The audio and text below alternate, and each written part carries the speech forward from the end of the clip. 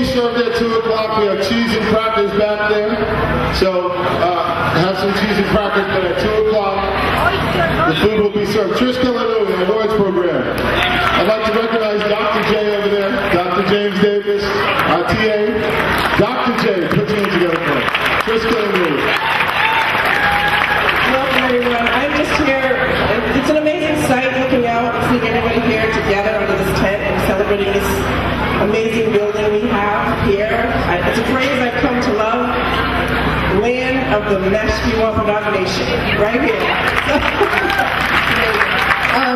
I would like to actually ask Jim Peters to come up to the podium. I think he had a special presentation he wanted to make that's actually not on the program. So, Separate Chairman, can you say? Well, thank you. I'm doing this. I was asked to come here and present this by Patrick Johansson, Dr. Patrick Johansson. In the 1990s, I met him. He came to my office in Boston and wanted to know, he's a Cherokee descendant, and wanted to know what he could do for the tribes in this area. And we talked for a while, we got to know each other, and he was at that time at Harvard Medical School, going for his degree, his MD. And he said, well, I know what we can do. We can do something. He did help us do the second health survey here in Mashpee about to get an idea of what our health condition was here of our people. And I think that survey led to us getting our Indian Health Service program over here. He worked with one of the women here and did that survey. And it was a success he wanted to give. That was part of his degree granting program. And so that was successful. So the next project he was doing was Cheese and Tournament. He saw that these natives were at Harvard back in the 1600s and never got a degree. And it took us 7 years, I think, Patrick, you helped in putting together some letters to the president and so forth to try to make that happen. And it took 7 years for them to finally give this man a posthumous degree. And it had been 250 years before Toby had gotten a degree from that university. It just took so anyway, that was another thing they did, was giving to us. And since that time, it goes on, we spent a lot of time as the president of the Alumni Association around the world, actually, and informed them about the relationship that we have, Harvard and the native communities, the Wampanoag and Nipmucks and so forth here in Massachusetts, that goes back to their beginning in the 1640s.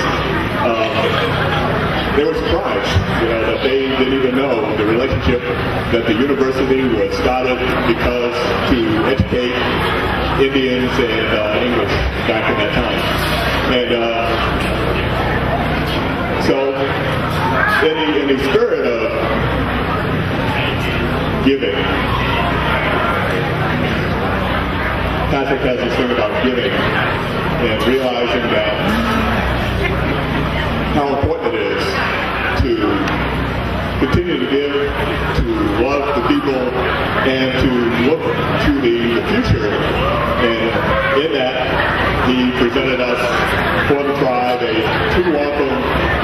combination of 2 wampum beads and a cedar basket for our private. So I can add this to the giving that we've done.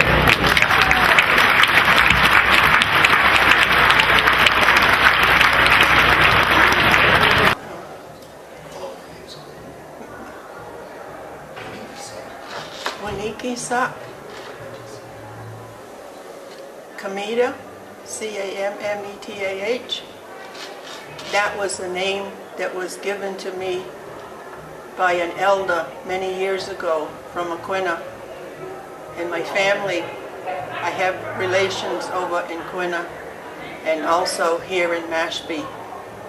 I was born 1939 in the parsonage, and my grandmother was a midwife, and she brought me into this world because I was born at home in the parsonage.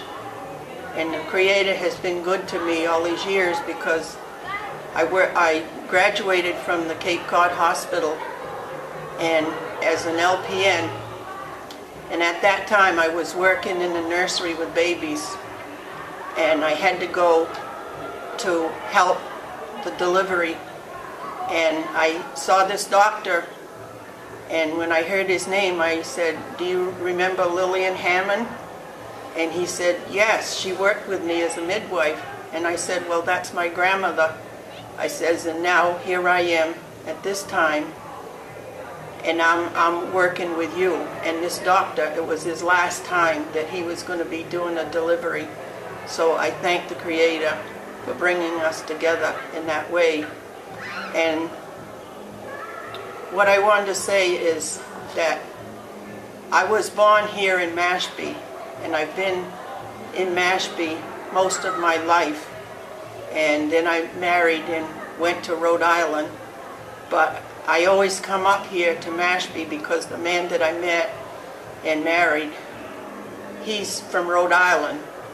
And when my children were growing up, I had 4 sons, that the thing was that my husband and I was into our culture, and we used to come up to the town hall that was up in Mashpee where they have the ball game now, and we would teach the children how to make things that we had, and we had a trading post down in Rhode Island also, so we would come up and set things up for the children and try to teach them what we know and to pass it down to our other generations. And even though I don't live up here, but I come often as much as I can. And right now I'm going to be 75 in April, and I just hope that the Creator keeps me here because I love all of my family, and I love seeing the children because when they see me, they come up and they hug me and they want a hug. And a lot of times mother and fathers, one's going out the door, one's coming in the door, and the thing is the children sometimes are in the middle where they don't get the love and everything. And so when I see the children, they'll come running up to me and say, "Can you give me a hug?" And I says, "Oh yes," and it makes me happy and them also. So there's people around here, and I'm not pushing myself, but a young lady said that she looks at me and honors me for what I've done and what I've been through, but it is something that my name, Cammeta, C-A-M-M-E-T-A-H, means heart of the family, and that's what I do, and I follow this all the time, and with Creator helping me and help me to have a good life, and when the time comes, it'll come, and I will have served what I want, because I talk to the Creator all the time and just pray for all of the people in the world, because there's some negative things going around, and on my jacket I made something so that when people read it, they can think about what, not just themselves, other people also. So, Katabtash. Thank you. Good afternoon. I know that everyone's excited because I can hear it in the room. Can I ask you to just indulge us for a couple more moments?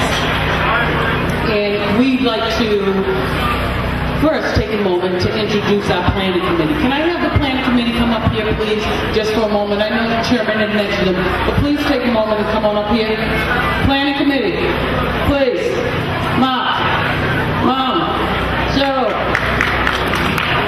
Jesse. Okay, thank you. Stephanie, Trish, Cece. Are you all walking up here? beside Deidre Lopes. First, let me say,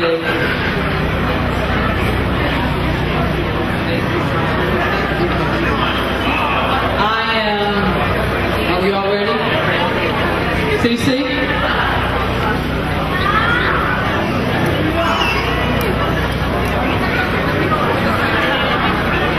Naomi's cooking. Wave your hand now.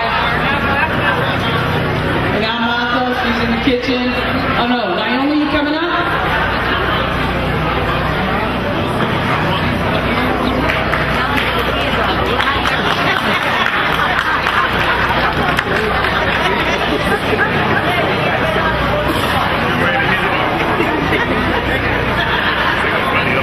Yeah, Martha, she's ready. Tracy?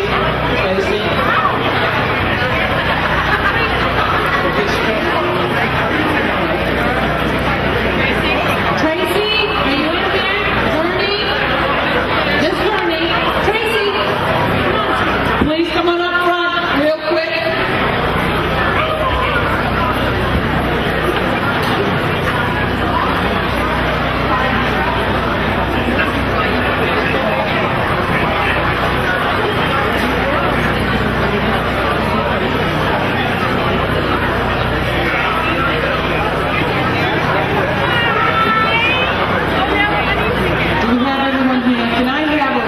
Applause for the team. Thank you. Awesome job. Thank you for the job well done.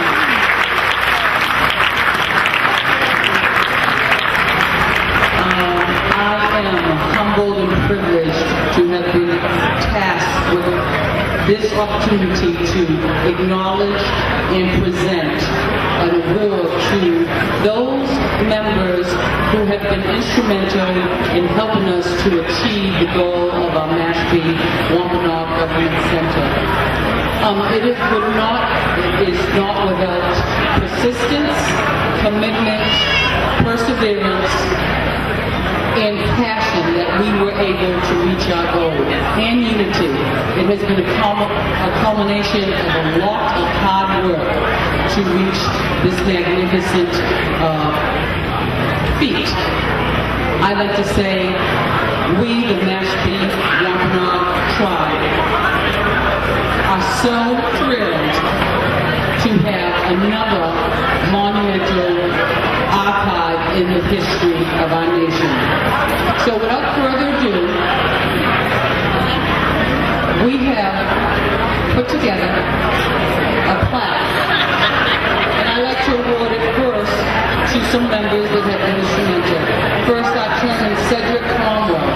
The plaque reads, "The Mashpee Wampanoag tribe opens its arms to recognizing and honoring Chairman Cedric Cromwell for his selfless contributions, dedication, and commitment to the creation of the Mashpee Wampanoag Tribal Government and Community Center. Katapanui, with love, deep respect, and appreciation, March 29, 2014.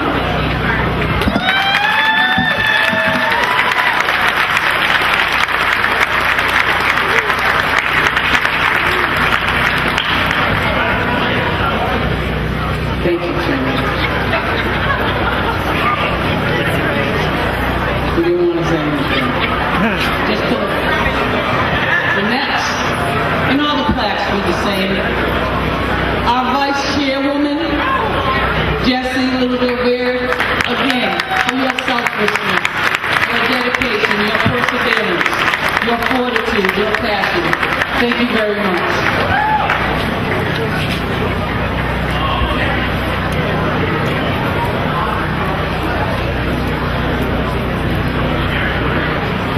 Our tribal member, David Green, Clerk of Works. David.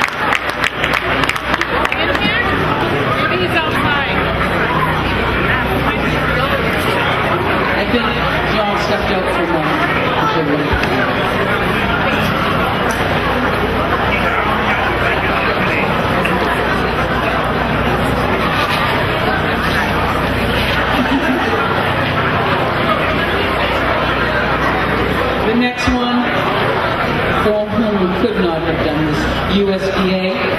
Can we have a representative from the USDA?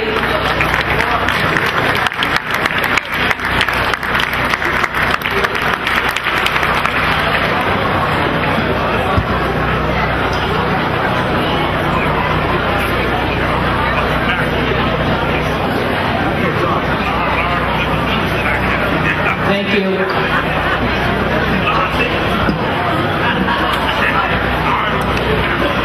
Tribal member David Weeding, the project manager.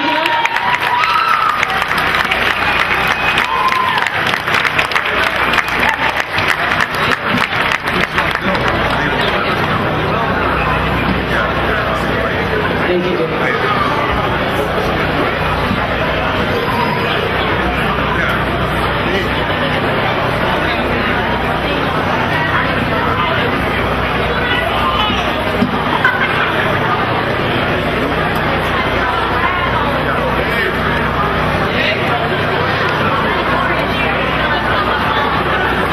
Thank you, Dave.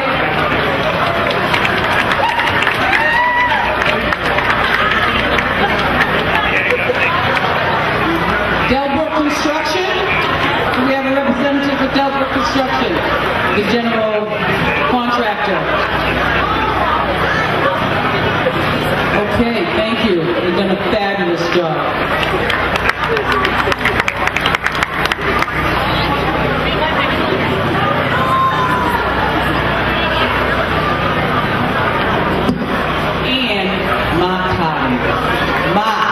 Come on up here.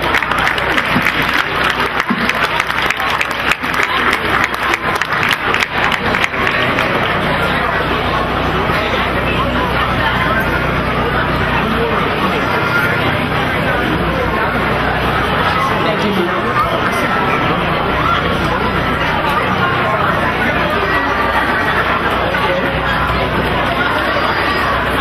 And last but not least, Wanda Lord. Who is Wanda? Wanda.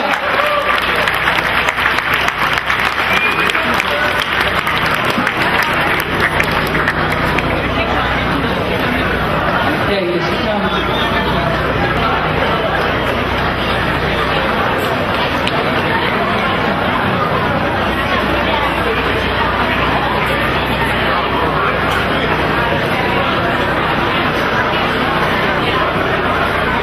Thank you, Wanda.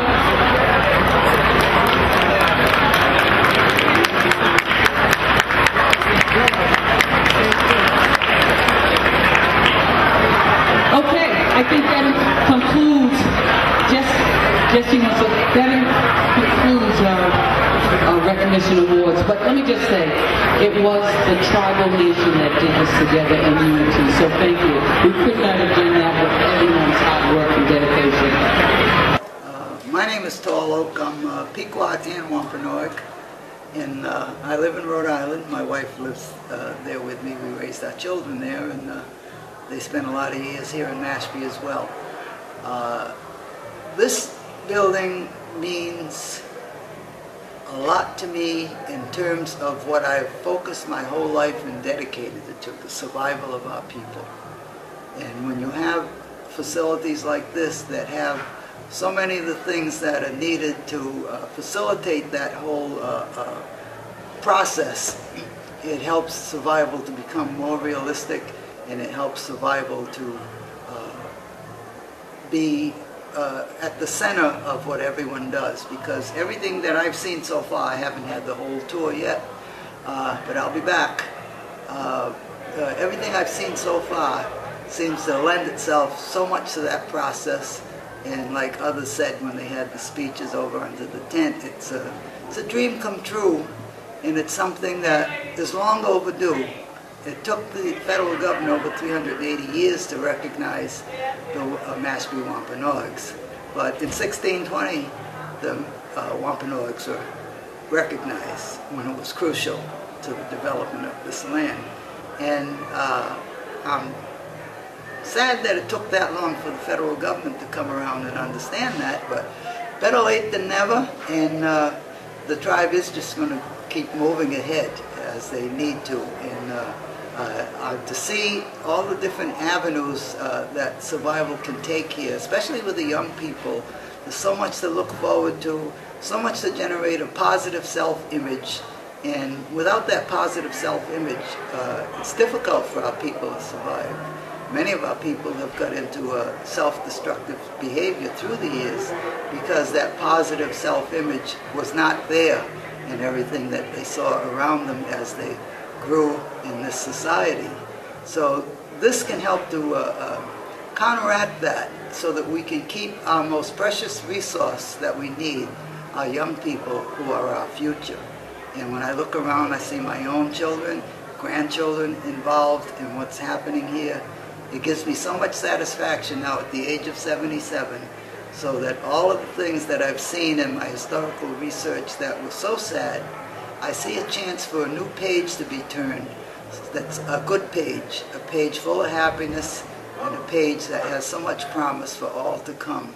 And so when they put me into the ground and I'm buried up here behind the Indian church with my 2 sons that are already there, I can go to my grave in peace and know that good things will continue to happen because I have grandchildren who understand the value of all of that.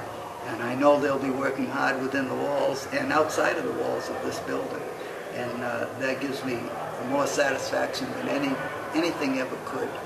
Money can't pay for the satisfaction that I have. Once again, ladies and gentlemen, I'm going to ask for folks to pay attention and be quiet for a couple of minutes so we can do this all together. When we talked about doing ceremony to welcome us to our new home, we thought it would be nice for the entire community to do the ceremony together. So I need everybody to be quiet for a minute, and I want you to look at the papers on your table. There are some papers on your table. Boys over in the corner, quiet. Up at the top, you'll see that it says that women are going to recite together. And then the men are going to recite their portion of the affirmation. And then all together as one community, we're going to do the bottom. So right now, I'd like just the women please, to stand. All the women of the community, please stand. And we're going to recite together where it says women only recite.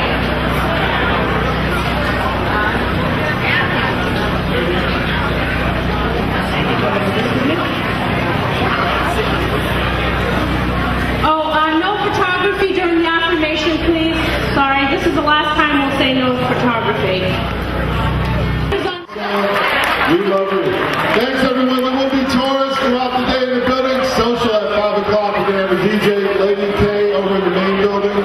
But there's food getting ready to get served, so enjoy yourself, everyone. Elders first, everyone. In our tradition, please respect the elders first. Help our elders. Help them get their food first. So elders first. Remember our tradition. Make sure our elders get their